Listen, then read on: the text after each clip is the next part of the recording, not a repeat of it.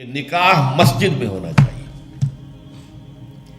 یہ بات جو ہے شروع میں تو لوگوں کو عجیب سی لگی، لیکن جو دلائل میں نے دیے وہ اتنے کنونسنگ تھے کہ الحمدللہ اس کو تو لوگوں نے بہت جلد قبول کر لیا. ہمارے لیے سب سے بڑی دلیل کیا ہے کہ حضور کا قولی حکم ہے،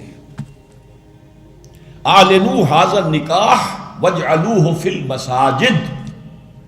نکاح کا اعلان عام کیا کرو اور مسجدوں میں منعقد کیا کرو. یہ جامع ترمذی شریف کی روایت ہے.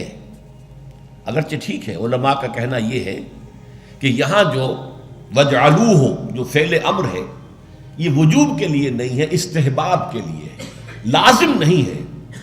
امر دونوں طرح کا ہوتا ہے، مستحب ہے، بہتر ہے. تو سوال یہ کہ بہتر کو کیوں چھوڑیں؟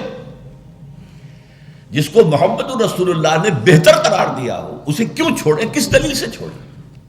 ہمیں لازماً اختیار کرنا چاہیے. پھر میں نے عرض کیا حضور کی بیٹیوں کے نکاح مسجد میں ہوئے تو ہمارے ہاں کون ہے وہ چودھری اور وہ سرمایہ دار تو جو سمجھے کہ میری بیٹی کی تو توہین ہو جائے گی اس کا نکاح مسجد میں ہو؟ اس طرح باتیں سمجھانے کے لیے ہوتی. حضور کی محبت ہر مسلمان کے دل میں ہے، لیکن کسی نے ادھر توجہ دلائی ہی نہیں تو لوگ کیا کریں؟ اس میں علماء کی فیلیور ہے سب سے بڑی. اور اس کی وجہ کیا ہے؟ وجہ یہ ہے کہ ہمارے مولوی عام طور پر کمی کاری ہوتے ہیں، ملازم ہوتے ہیں. دیہات میں تو ان کی حیثیت کمی کاروں سے زیادہ ہوتی ہی نہیں. وہ چودھریوں سے کیسے کہے؟ عام شہروں میں بھی مساجد کی جو مینیجنگ کمیٹیز ہوتی ہیں وہ تو سرمایہ داروں پر، لوگوں پر، اونچے لوگوں پر ملتوی ہوتی ہیں، ان سے کیسے کہیں؟ لہٰذا یہ حدیث جو ہے بیان نہیں کی گئی. حدیث موجود ہے ترمذی شریف کی، اعلنوا ھذا النکاح واجعلوہ فی المساجد. میں نے اس حدیث کا حوالہ دیا تو لوگوں کی آنکھیں کھل گئی. جب کہا دیکھو اگر فاطمہ الزہرا رضی اللہ تعالی عنہا کا نکاح مسجد میں ہو سکتا ہے تو کس کی بیٹی زیادہ عزت والی ہے حضرت فاطمہ الزہرا رضی اللہ تعالی.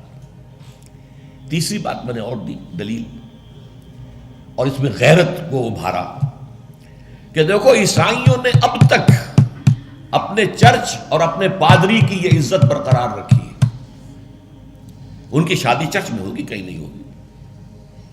پرنسس ہو، پرنس ہو، وہیں جائے گا. اور اس میں مجھے ایک واقعہ یاد آتا ہے، جب شادی ہونے والی تھی پرنس اینڈریو کی، اس کی بیوی کا سارا فرگوسن جو نام تھا، اور وہ ذرا نٹ کھٹ قسم کی لڑکی، کیا عورت تھی پوری. تو اس نے یہ کہا تھا، اس کا بیان آیا تھا، I will not say I am not a timid type of woman. I won't say I will obey him. اس سے مجھے معلوم ہوا کہ ان کے نکاح کے اندر یہ قول بھی ہوتا ہے کہ پادری کے سامنے چرچ میں کھڑے ہو کر، چونکہ ان کے ہاں پردہ نہیں ہے، لڑکا اور لڑکی دونوں آمنے سامنے کھڑے ہو کر ایجاب و قبول کرتے ہیں، اور لڑکی یہ بھی کہتی ہے کہ میں اس کی تابع داری کروں گی. اس نے کہا میں نہیں کہوں گی، یہ کہنا تو پڑا. اس کے بغیر وہ پرنس اینڈریو کی دلہن نہیں بن سکتی تھی. شادی جو ہے وہ تو بہرحال چرچ میں ہوئی. ہمارا مولوی بیچارہ بغل میں دبا کر وہ رجسٹر اور بیٹھا سوکھ رہا ہوتا ہے، بھرات تو ابھی آئی نہیں ہے، 2 گھنٹے گزر گئے، بیٹھا ہوا. یہ اس کی حیثیت ہے ملازم کی. یہ وجہ ہے. اب جب اس سے بھی غیرت جاگی لوگوں کی، ہاں واقعی بات صحیح ہے، عیسائیوں کے ہاں اگر ابھی تک چرچ کا یہ مقام ہے اور پادری کی عزت ہے. چوتھی دلیل میں نے اور دی. دیکھو نکاح سے کیا ہوتا ہے کہ ہمارے اس معاشرے میں ایک نئے خاندان کی بنیاد پڑتی ہے. اس کے لیے دعا کرنا، خیر، برکت، بھلائی، سعادت، یہ اس نکاح کا جز ہوتا ہے. لکھتے بھی ہیں کہ دعا میں شریک ہو.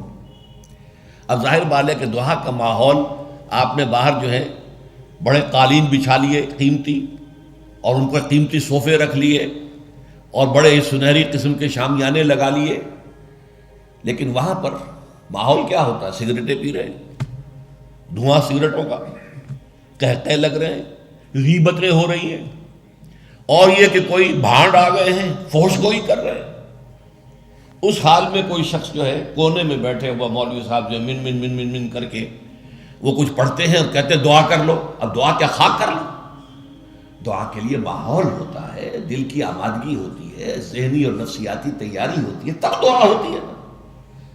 یہ ماحول ہمارا اس میں ہم نماز کے لیے جمع ہوئے ہیں، جمعے کے لیے جمع ہوئے ہیں، مسجد ہے، پاک ماحول ہے، لوگ اپنی اپنی حد تک اچھے کپڑے پہن کے آئے ہیں اور اس کے اندر عطر بھی لگایا ہے، حضور کی سنتیں ہیں یہ، اس طرح جمعے کی تیاری کیا کرو۔ اس ماحول کے اندر کوئی دھواں نہیں ہے سگریٹ کا، کوئی قہقہ نہیں ہے، کوئی غیبتیں نہیں ہو رہی ہیں، کوئی بکواس نہیں ہو رہی ہے، یہاں دعا کا ماحول ہے۔ تو یہ 4 دلیلیں ایسی تھیں کہ جو قاطع تھیں اور ہیں الحمدللہ۔ تو پہلی بات کہ مسجد کے اندر نکاح کی محفل منعقد کی جائے، اس کے لیے میں سمجھتا ہوں کہ ذرا سی تعلیم اور تلقین اگر ہو جائے، اور اگر حکومت کی سطح پر یہ کام ہو، ابھی تک تو یہ میں انفرادی طور پر ہو چکے ہیں، اب اس کو 30 برس میں نے جدوجہد کی ہے، ہماری تحریک کے تحت ہوئی ہے، اگر کہیں یہ سرکاری سطح پر، حکومت کی سطح پر ہو جائے تو یقیناً یہ ہے، میں کہتا رہا ہوں کہ بھئی برادریوں کے سطح پر فیصلہ کرو چلو، لیکن سرکاری سطح پر ہو جائے تو کیا کہیں۔